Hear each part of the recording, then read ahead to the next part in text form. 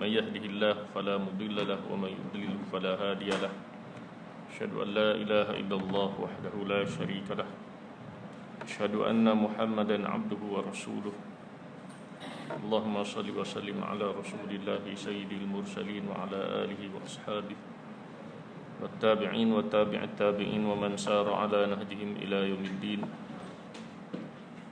رب اشرح لي صدري ويسر لي أمري واحلل عقدة من لساني يفقهوا قولي اللهم يا ربنا نور قلوبنا بنور هدايتك كما نورت الأرض بنور شمسك أبدا برحمتك يا أرحم الراحمين أما بعد فيا إخوة الإيمان sahabat-sahabat kasih Allah muslimin yang dikasihi Allah, alhamdulillah wa syukrulillah, segala puji bagi Allah, syukur kepada Allah Subhanahu wa taala. Dengan limpah kurnia Allah Subhanahu wa taala kita dapat bertemu semula pada malam ini. InsyaAllah kita menyambung bacaan kitab Fiqhus Sirah An-Nabawiyah karangan almarhum Dr. Muhammad Said Ramadan Al-Buti. Kitab Sirah Rasulullah sallallahu alaihi wasallam dengan fokusnya kepada pengajaran dan juga kefahaman daripada peristiwa-peristiwa yang terjadi dalam kehidupan Rasulullah sallallahu alaihi wasallam. Sahabat yang membaca kitab ini dalam kuliah yang lalu tentang peristiwa istiba'ul jin ila tilawati Rasulullah sallallahu alaihi wasallam. Peristiwa bagaimana sekumpulan jin telah mendengar Rasulullah sallallahu alaihi wasallam membaca Al-Quranul Karim.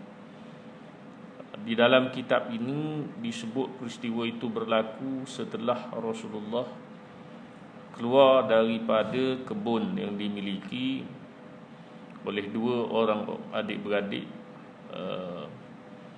Mereka yang duduk berhampiran dengan Taif, ada satu kebun, jadi Rasulullah duduk situ. Setelah berjumpa dengan Adas, Rasulullah keluar sampai satu tempat lain pula. Di situlah berlaku peristiwa di mana sekumpulan Rasulullah sallallahu alaihi wasallam baca Al-Quran. Dan kita telah lihat ayat-ayat yang memperihalkan tentang peristiwa tersebut. Dalam kuliah yang lalu juga kita sudah baca hadis riwayat Al-Imam Bukhari. Boleh rujuk semula lah ya sahabat-sahabat Facebook, menceritakan akan maknanya keadaan yang hampir sama juga, di mana terhalangnya jin-jin ini, syaitan-syaitan ini daripada mendengar khabarus sama', khabar berita daripada langit, khususnya apabila Al-Quranul Karim telah turun kepada Rasulullah sallallahu alaihi wasallam, di mana mereka apabila hendak mendengar perkhabaran di langit itu diutuskan kepada mereka asyuhub, batu-batu berapi, rejaman-rejaman berapi yang menghalang mereka daripada naik lagi, daripada dengar. Lalu mereka mencari sekitar dunia ini sehinggalah ke kawasan Tihamah. Lalu mereka jin yang berada di situ mendapati telah diturunkan Al-Quranul Karim. Mereka mendengar Al-Quranul Karim, mereka dengar dan mereka beriman kepada Al-Quranul Karim. Kita sebut juga dalam kuliah yang lalu pandangan para alim ulama tentang berapa kali sebenarnya peristiwa ini. Sebenarnya bukan sekali saja, tapi banyak kali. Surah apa yang didengari oleh jin ini? Ada pandangan mengatakan surah Ar-Rahman. Ada ulama kata banyak surah, pelbagai, ta'addadat as-suwar, surahnya pelbagai. Tapi yang pasti nak bagi tahu, jin pun bila dengar Quran, mereka dengar dan mereka beriman kepada Al-Quranul Karim, pada Allah dan juga Rasulnya. Itu jin. Manusia patutnya lebih-lebih lagi lah. Okay? Sahabat kasih Allah. Baik, kita masuk kepada satu makta' ataupun satu peristiwa lain yang masih lagi berkait dengan hijrah ke Taif ini. Tapi peristiwa ini berlaku selepas membahaskan tentang peristiwa jin mendengar bacaan Al-Quran itu. Peristiwa bagaimana Rasulullah sallallahu alaihi wasallam telah keluar daripada Taif mendapat reaksi dakwah yang cukup negatif daripada penduduk Taif. Nak masuk semula ke dalam Mekah ni macam mana? Macam mana Rasulullah nak masuk semula dalam kota Mekah? Kata pengarang halaman 183, semasa Rasulullah sallallahu alaihi wasallam bergerak hendak pulang ke Mekah, maknanya daripada Taif. Kita perlu ingat sahabat-sahabat, Rasulullah selepas daripada Amul Huzun, tahun kesedihan, individu yang banyak backup Rasulullah dah tak ada, iaitu Abu Talib dan juga isteri baginda yang tercinta iaitu Khadijah bintu Khuwailid dah tak ada. Jadi kita ni sahabat-sahabat ni kasih Allah begitulah ya, bila dalam perjuangan ini kita boleh gunalah perkataan tu. Kalau sahabat-sahabat bekerja, ni pandangan peribadi saya lah, antara perkara yang sukar untuk didapati ialah nasihat yang baik dan juga idea yang bernas daripada orang yang baik. Saya tak tahulah orang lain, tapi kalau kita jadi maknanya kita dibebankan dengan satu tugasan, mungkin kalau kita tak dibebankan itu, kita boleh saja memberi idea. Kita kata gini. Tapi biasanya bila kita yang dibebankan, tak tahulah, automatik je kadang-kadang dia jadi dia PKP kat situ. Dia lockdown kat situ. Tak berapa nak kreatif jadinya sebab kita yang dibebankan. Jadi dalam keadaan begitu, lebih-lebih lagi bila kita diamanahkan dengan tugasan sebagai ketua yang bertanggungjawab, situasi yang amat ataupun keadaan yang amat diperlukan ialah nasihat-nasihat, pandangan-pandangan yang bernas. Kadang-kadang tak perlu bantu pun, tak perlu tenaga pun, cukup dengan idea sahaja. Bagi idea selesai. Kita perlukan individu-individu seperti ini, apatah lagi individu yang boleh bagi idea dan juga bantuan, maknanya kederat masa bekerja sekali dengan kita, membantu kita. Ini lagi alhamdulillah. Jadi bila ini keadaannya, kita faham Rasulullah kehilangan dua individu yang memainkan peranan yang besar. Nak buat kerja dakwah kena plan, jangka pendek, jangka panjang, dana nak ambil mana. Kita nak buat program, biasanya kita gitu kan, nak buat program kita fikir ada bajet tak? Itu kerja Rasulullah buat dakwah pun begitu juga. Dan bajet ataupun sumbangan infak keuangan yang begitu besar adalah daripada Khadijah binti Khuwailid. Jadi ini senarionya, keadaannya. Semasa Rasulullah bergerak hendak pulang ke Mekah, Zaid bin Al-Harithah, anak angkat Rasulullah sallallahu alaihi wasallam yang telah mengiringi baginda sejak ke Taif, bertanya kepada Rasulullah.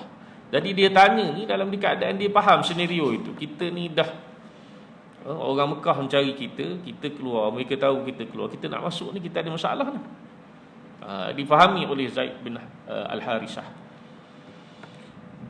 Lalu kata Zaid, bagaimana hendak pulang ke Mekah wahai Rasulullah sallallahu alaihi wasallam? Bagaimana kita hendak pulang ke Mekah?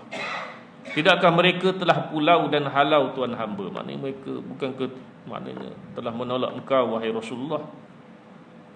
Maka Rasulullah sallallahu alaihi wasallam menjawab, wahai Zaid, dengarlah. Sebenarnya Allah juga yang akan memberi luang dan kelapangan, dan Allah juga yang akan menolong dan membantu agama. Allah Subhanahu wa taala bagi janji pada kita kan, wa kana haqqan alaina nasrul mu'minin. Dan adalah satu benda yang hak benar ke atas kami membantu orang-orang yang beriman. Kalau cukup syarat, insya-Allah. Jadi apatah lagi Rasulullah sallallahu alaihi wasallam yang begitu maknanya jitu keazamannya dan tawakalnya kepada Allah Subhanahu wa taala. Fa iza azamta fatawakkal 'ala Allah. Kita begitulah banyak kena hasbunallahu wa ni'mal wakil, ni'mal maula wa ni'mal nasir. Cukuplah bagi kita Allah ni'mal wakil, sebaik-baik pihak yang kita wakilkan urusan kita padanya. Ni'mal maula, sebaik-baik tuan. Tuan adalah Allah. Wa ni'man nasir, sebaik-baik pemberi pertolongan adalah Allah Azza wa Jalla. Jadi ini sikap Rasulullah sallallahu alaihi wasallam. Tapi bukanlah sikap begitu sahaja, adalah inisiatifnya. Itu kita tengok dalam perenggan seterusnya. Bila Rasulullah kata, wahai Zaid, dengarlah, sebenarnya Allah juga yang akan memberi luang dan kelapangan, dan Allah juga yang akan menolong dan membantu agamanya. Bila sampai di perbatasannya, sepadan nak masuk kota Mekah, Rasulullah sallallahu alaihi wasallam mengirim seorang utusan. Maknanya adalah di kawasan itu Rasulullah mengenali seseorang, lalu mengutuskan individu ini daripada siapa? Kata pengarang, daripada satu kabilah yang diberi nama Khuza'ah. Pergi berjumpa, kata pengarang, ke hadapan seorang tokoh. Di sini dia tulis Mat'am bin Adi. Mat'am bin Adi. Siapa yang buka kitab tu, sekadar penambahan maklumat lah. Setahu saya bukan Mat'am, tapi Mut'im bin Adi. Ain baris bawah, mim baris depan, Mut'im. Dan setahu saya jugalah Mat'am ni kedai makan, Mat'am Arabi. Lapar pula asyik. Seingat saya berdasarkan riwayat Mut'im bin Adi. Sahabat-sahabat dikasih Allah, mungkin kita boleh bicara sedikit tentang Mut'im bin Adi ini. Mut'im bin Adi ini meninggal dunia dalam keadaan kufur, tak masuk Islam dia. Tak masuk Islam. Riwayat menyebut dia tak masuk Islam, Mut'im bin Adi. Jadi pergilah utusan ini berjumpa dengan Rasulullah. Berjumpa dengan Mut'im bin Adi, wakil Rasulullah ni. Beritahu apa pada Mut'im, yang baginda masuk ke Mekah. Rasulullah nak masuk ke kota Mekah. Semua orang faham situasinya, senarionya bagaimana. Lalu dia pergi jumpa, ini dia panggil Al-Hilfu, minta janji, minta bantuan untuk mendapatkan perlindungan. Sistem ini, adat ini memang biasa. Dalam kuliah yang lalu kita pernah sebut, sahabat-sahabat, tabiat masyarakat Arab, adat sosial mereka, budaya masyarakat mereka, ada yang disebut sebagai al-hilf, perjanjian ini.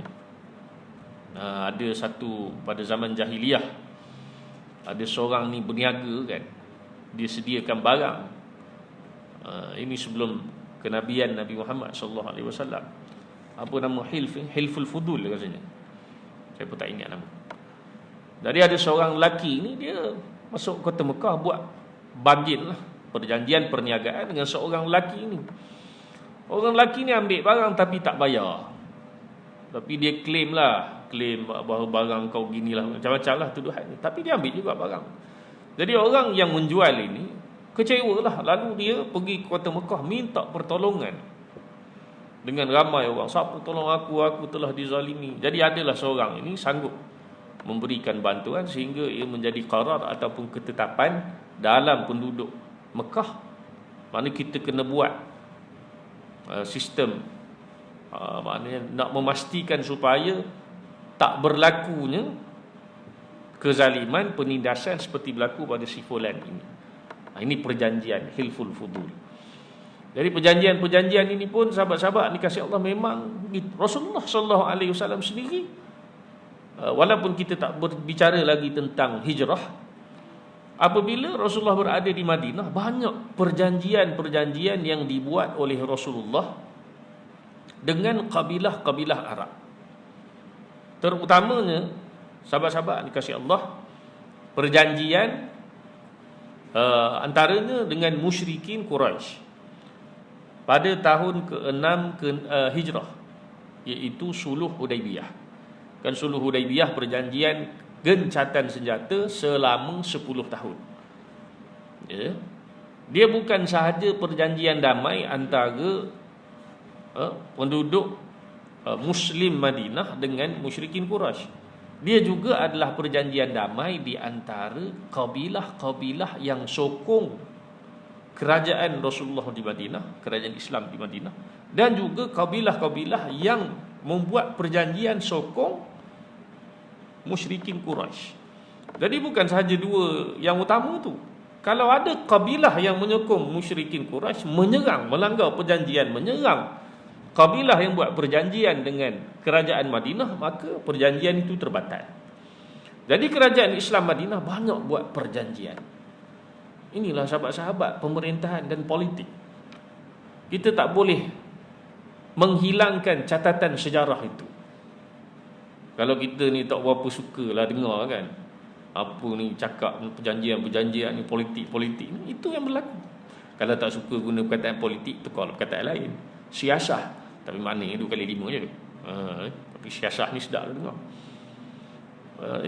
Polisi Rasulullah begitu, kerajaan Islam. Kalau tidak, takkanlah diturunkan awal surah Bara'ah.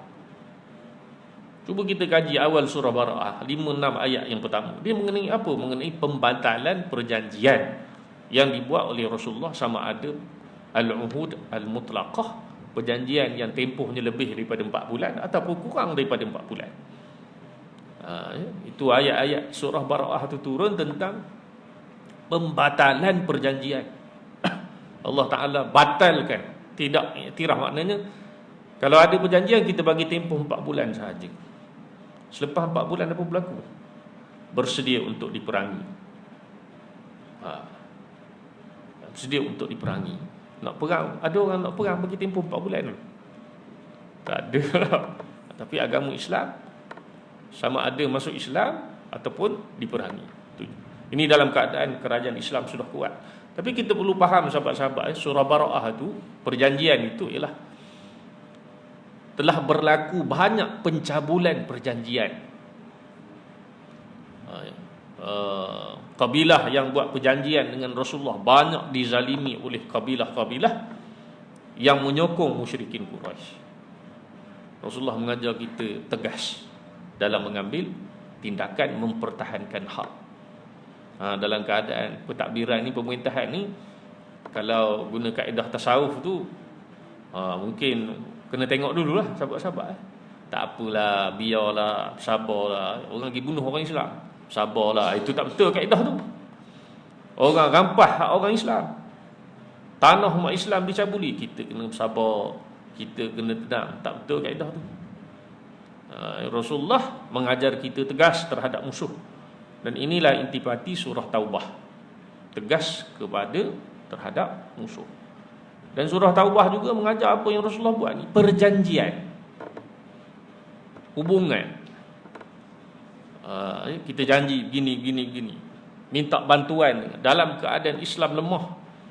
Rasulullah mengajar kita boleh kita minta bantuan dengan non-Muslim. Tapi non-Muslim yang bagaimana? Non-Muslim yang tidak isytihar kebencian dia kepada Islam.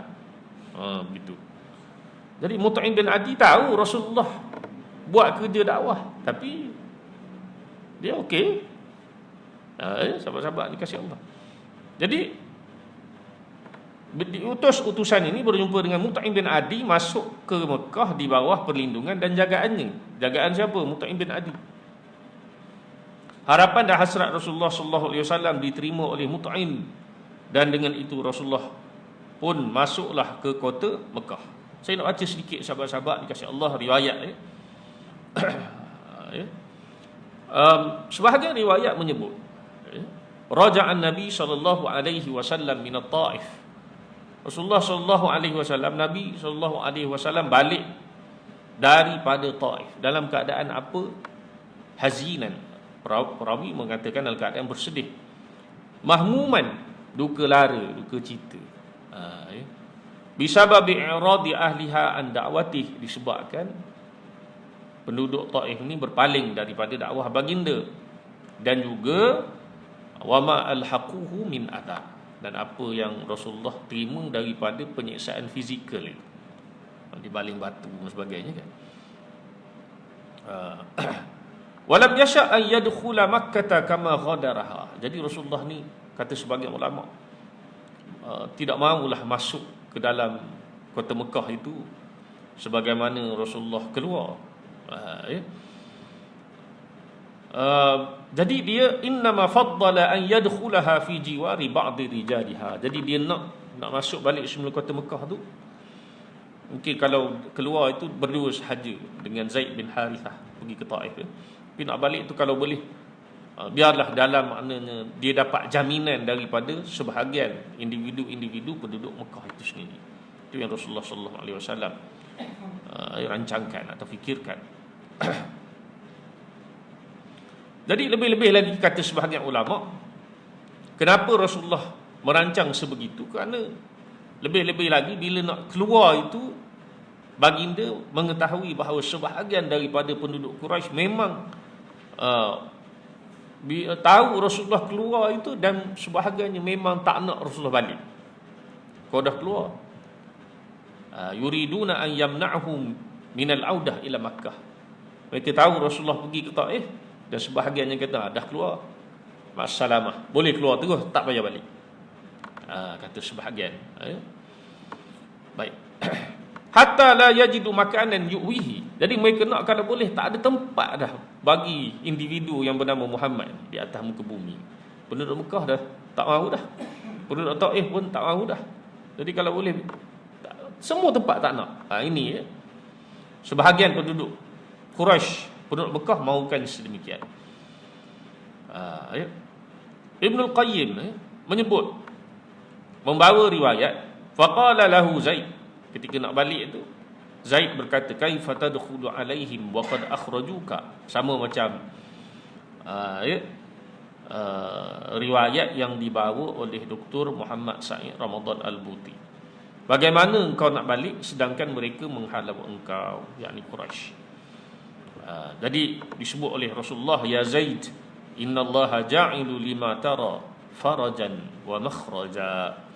Sesungguhnya Allah Ta'ala akan menjadikan jalan keluar dan kelapangan terhadap apa yang engkau makna lihat itu, makna apa yang kau sebut itu tadi. Kata Rasulullah sallallahu alaihi wasallam, wa innallaha nasiru dini wa mudhiru nabiyyih. Allah Subhanahu wa taala lah yang menolong agamanya dan menzahirkan, meninggikan nabinya. Jadi kata Ibnul Qayyim, falamman taha ila Makkah, apabila baginda sampai ke Mekah, arsala rajulan min Khuza'ah, sama sebagaimana kita baca daripada kitab Dr. Muhammad Sa'id Ramadan Al-Buti. Baginda mengutuskan, makna ambil pilih seorang lelaki daripada Bani Khuza'ah, minta pergi jumpa Mut'im bin Adi. Lalu adkhala fi jiwarika faqala na'am. Jadi adalah yang bertanya, adakah engkau nak masukkan, ada yang tanya pada Mut'im lah, kau nak masukkan dia dalam jaminan keselamatan engkau ke Mut'im? Lalu dia kata apa? Naam, ya. Jadi Mut'im ni sebagaimana kita sebut, kafir, kana kafira wa huwa kafir, adalah seorang lelaki yang tak beriman kepada Allah dan tidak beriman kepada kenabian Nabi Muhammad. Tapi dia bersetuju. Apa dia buat? Tadi dalam kitab Fiqh Sirah tak ada sebut, tapi riwayat Ibn Qayyim ada sebut. Dia kata apa? Fada'a banihi wa qaumahu. Mut'im bin Adi ni seolah-olah ketua kabilah. Jadi dia panggil semua anak-anak dia dan juga saudara mara dia, mari sini semua sekali. Dia panggil semua sekali. Wa qala albisus silah.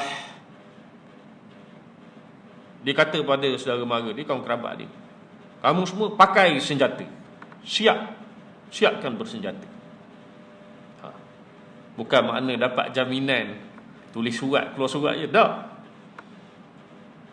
Pergi ambil senjata masing-masing. Sampai gitu sekali. Mut'im bin Adi. Menakjubkan kita fikir tak? Orang kafir tak beriman kepada Nabi Muhammad, tapi maknanya kita boleh faham budaya yang cukup mulia itu sikap memberi pertolongan kepada orang yang memerlukan walaupun kafir.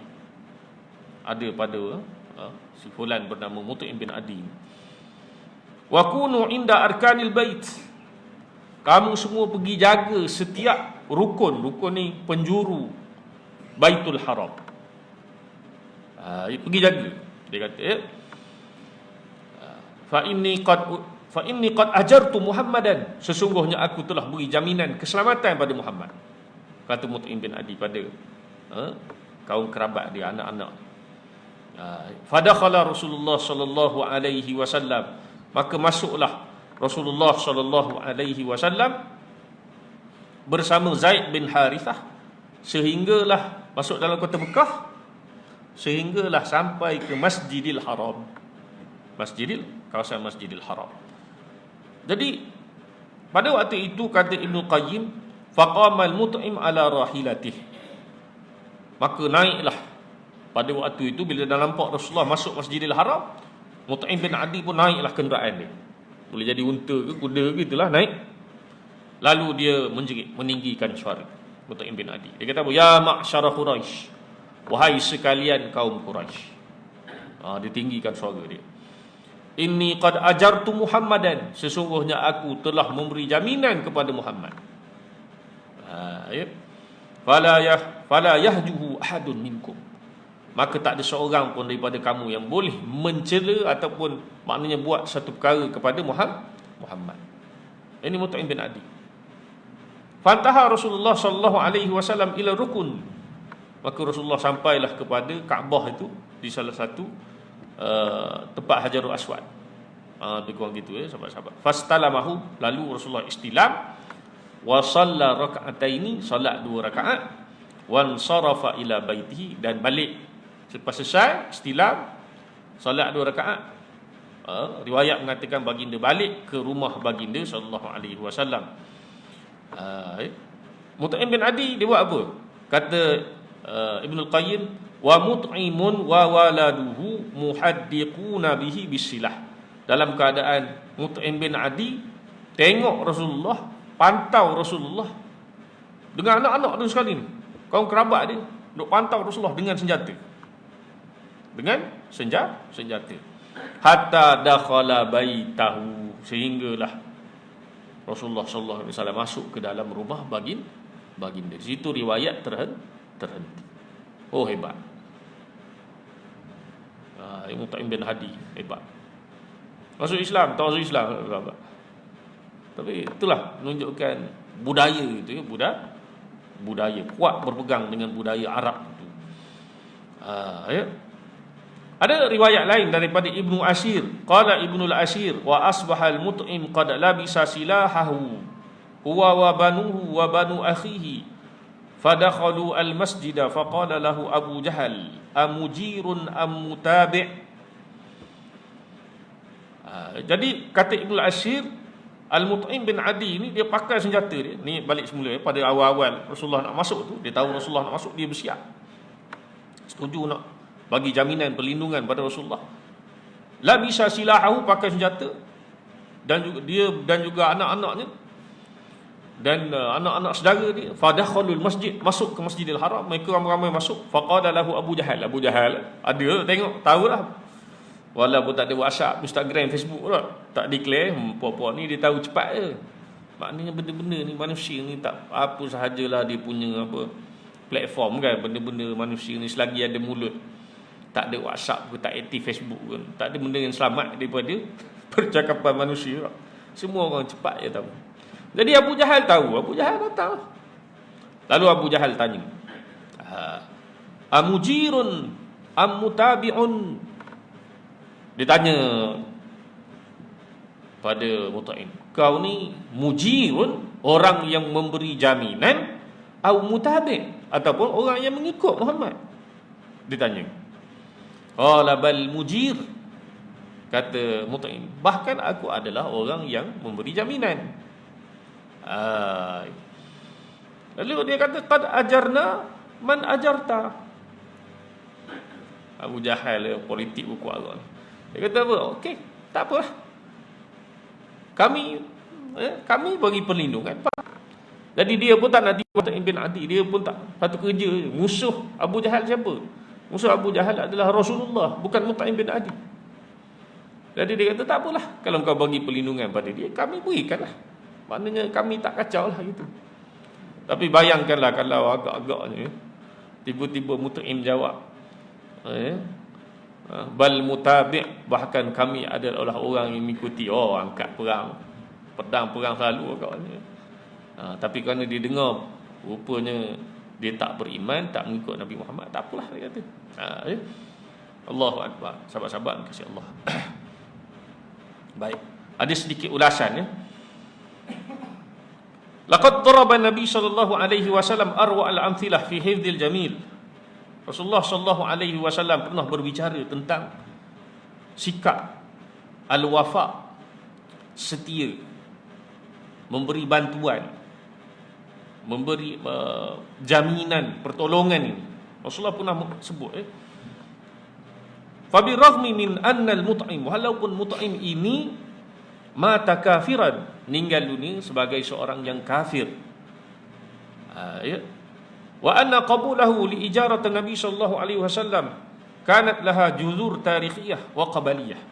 Dan sebenarnya asas apa yang dibuat oleh Mut'im bin Adi memberi jaminan kepada Rasulullah tak ada kena-mengena dengan urusan akidah langsung, tapi dia mempunyai ikatan dengan sejarah. Makna sejarah, adatlah adat tabiat kabilah Arab, itu saja. Walaupun begitu wahya min adatihim, kata sebagian ulama, ni bukanlah perbuatan berasaskan akidah, dia adat mereka sahaja.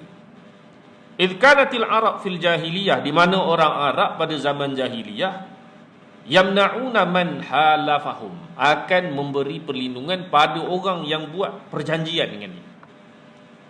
Ini memang tabiat orang Arab. Au istajara bihim, ataupun minta istijar, jaminan daripada mereka. Mimma yamna'una minhu nisa'ahum wa abna'ahum, sebagaimana orang Arab ini mempertahankan isteri, wanita-wanita mereka dan juga anak-anak mereka. Kan, kalau menjaga maruah wanita dan juga anak-anak ni satu benda yang besar pada orang Arab jahiliah. Tiba-tiba mari orang foreigner ataupun orang asing daripada keluarga mereka lah minta bantuan, mereka boleh beri status perlindungan yang sama. Hebat tu. Kami jaga engkau sebagaimana kami jaga wanita-wanita kami dan juga anak-anak kami. Itu orang terdengar aman. Pertama, sahabat-sahabat ni kajian antara kaum Ansar, Aus dan juga Khazraj dengan Rasulullah sallallahu alaihi wasallam. Sebagaimana mereka mempertahankan keluarga mereka, diri mereka, begitulah mereka berjanji mempertahankan Rasulullah.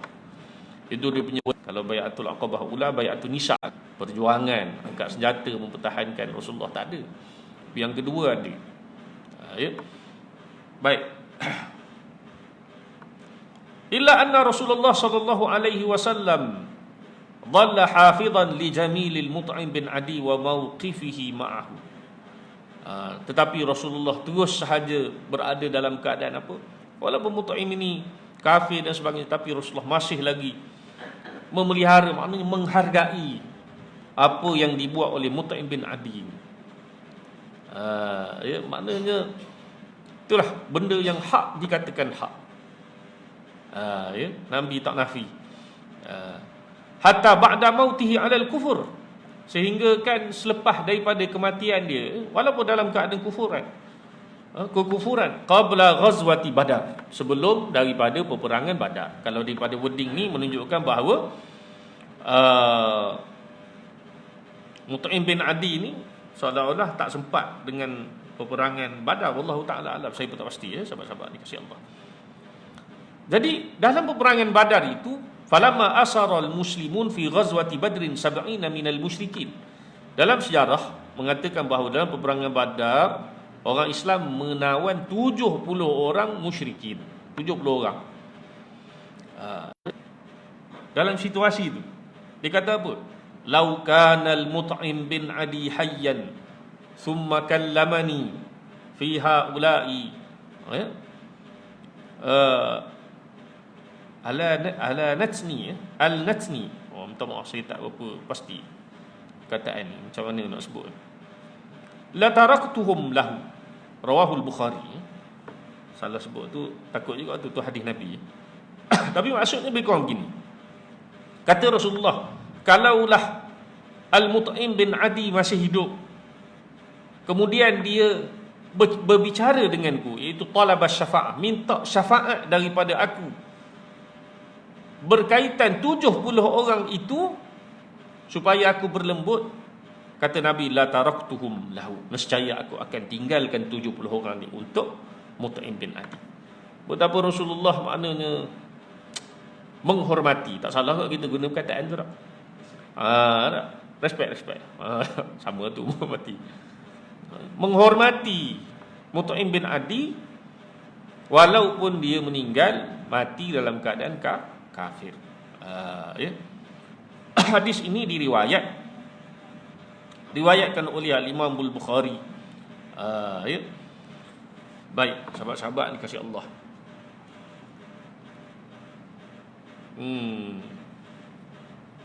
Ada juga beberapa individu sikap Rasulullah, bukan Mut'im bin Adi sahaja. Ada seorang lagi namanya Abul Buhturi.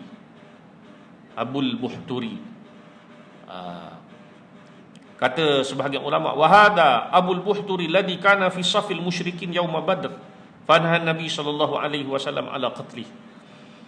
Dalam peperangan Badar ada seorang lelaki bernama Abul Buhturi, tapi Nabi pesan pada para sahabat, jangan bunuh Abul Buhturi. Nabi pesan. Ya. Walaupun Abul Buhturi ini fi saf al-musyrikin, berada dalam satu kumpulan dengan orang musyrikin. Faqad warada fi dalailin nubuwah lil Baihaqi. Al-Imam al-Baihaqi dalam kitab Dalailun Nubuwah dia menyebut anna Nabi sallallahu alaihi wasallam, sesungguhnya Nabi sallallahu alaihi wasallam bersabda, man laqiya Abul Bukhturi bin Hisham fala yaqtulhu. Barang siapa yang berjumpa dengan Abul Bukhturi bin Hisham, maka janganlah dia membunuh Abu Bukhturi, kata Rasulullah. Ada dalam dalil. Ya. Kemudian Al-Imam Al-Baihaqi dia bawa kata-kata Ibnu Ishaq. Selepas dia bawa riwayat itu, dia kata apa?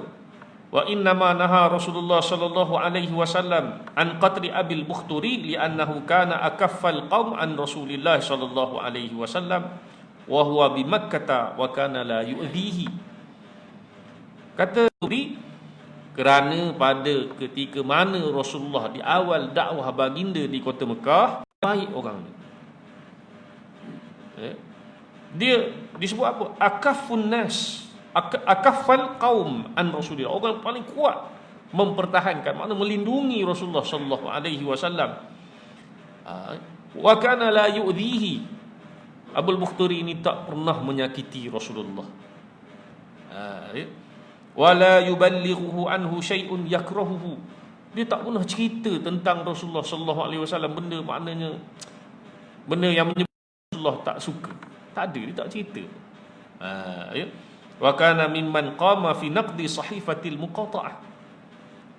Bahkan kasih Allah, kan kita dah belajar sebelum ini, kita dah baca sebelum ni tentang muqata'ah ataupun sekatan selama berapa tahun? 3 tahun tak? Nabi dipulaukan, orang Islam dipulaukan. Siapa yang menyiap perjanjian pemulauan itu?